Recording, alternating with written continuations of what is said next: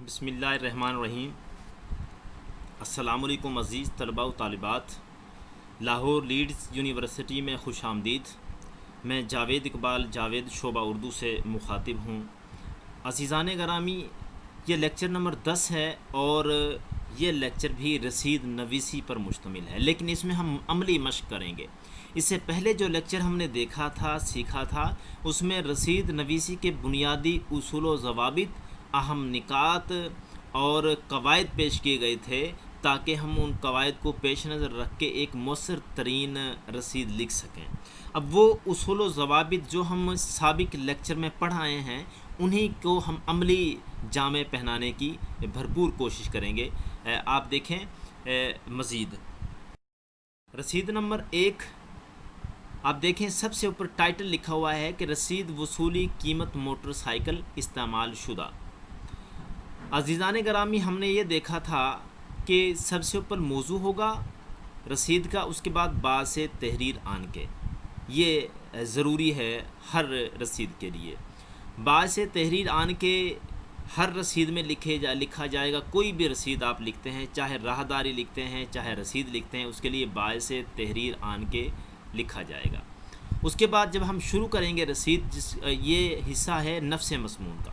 इसमें अब मबलग का लफ्ज़ लिखा हुआ है। मैंने पहले बात की है, जो मबलग का लफ्ज़ है वो रकम के लिए, रुपयों के लिए इस्तेमाल की जाती है रसीद में। मबलग 1,30,000 रुपये, 1,30,000 रुपये। आप देखें, ये लफ्ज़ों में भी लिखेंगे और आप हिंसों में भी लिखें, दोनों में लिखेंगे। इसकी वजह मैंने पहले बताई है, ताकि कोई शख्स इसमें रद्द बदल ना कर सके। इसी तरह आप देखें, उसके बाद मबलग 1,30,000 रुपये निसफ़, जिनके 65,000 रुपये होते हैं।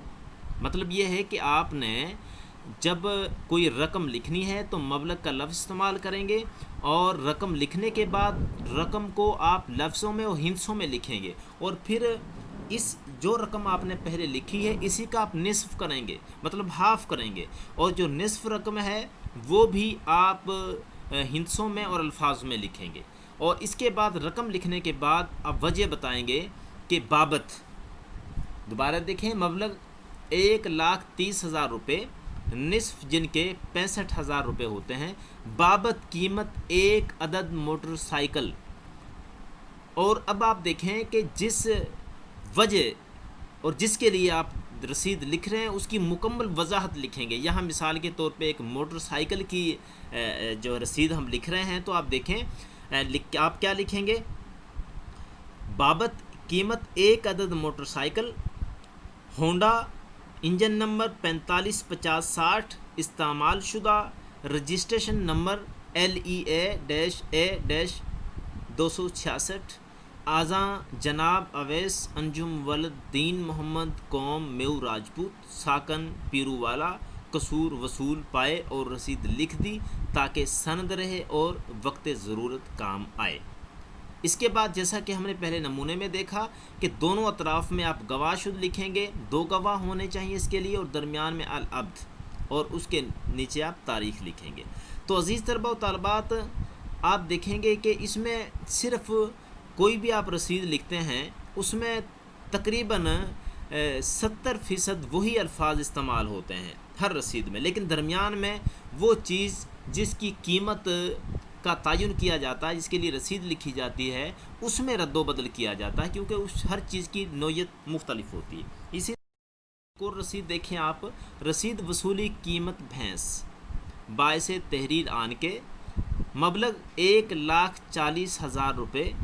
आप देखें, अल्फाज में भी लिखेंगे, हिंसों में भी लिखेंगे। निसफ़, जिनके 80,000 रुपये होते हैं, निसफ़ रकम भी हिंसों में भी लिखेंगे, लफ्ज़ों में भी लिखेंगे। बाबत कीमत एक अदद रास भैंस दुधेल। अज़ीज़ तलबा, आपने देखा कि रास का लफ्ज़ इस्तेमाल हुआ भैंस से पहले, तो रास का लफ्ज़ बड़े जानवरों के लिए इस्तेमाल होता है। हम कवायद व ज़वाबित या लेक्चर नंबर 9 में ये तमाम चीज़ें देख आए हैं। उसके बाद आप भैंस की मुकम्मल वजाहत लिखेंगे। रंग स्याह, माथा सफ़ेद, पिछले 2 खुर सफ़ेद, सींग मुड़े हुए, माँ एक कट्टा, माँ मतलब 7, 1 कट्टा, उम्र 2 माह, अज़ मुसम्मा जनाब रशीद ख़ां, वल्द हसन ख़ां, قوم آرائیں ساکن کماہاں لاہور وصول پائے اور رسید لکھ دی تاکہ سند رہے اور وقت ضرورت کام آئے۔ اسی طرح جیسے ہم نے اصول میں پڑھا، دونوں طرف گواہ شد اور درمیان میں العبد اور اس کے نیچے تاریخ آ جاتی ہے۔ رسید وصولی کرایہ مکان مبلغ 1,40,000 روپے۔ رقم لکھیں گے ہندسوں میں الفاظ میں، نصف جن کے 80,000 روپے ہوتے ہیں۔ از مسمہ جناب رشید خاں ولد حسن خاں، قوم آرائیں کرایہ دار، مکان نمبر 25 گلی نمبر 3 محلہ شیخ نور محمد کماہاں، بابت کرایہ ماہ جون 2020 وصول پائے اور رسید لکھ دی تاکہ سند رہے اور وقت ضرورت کام آئے۔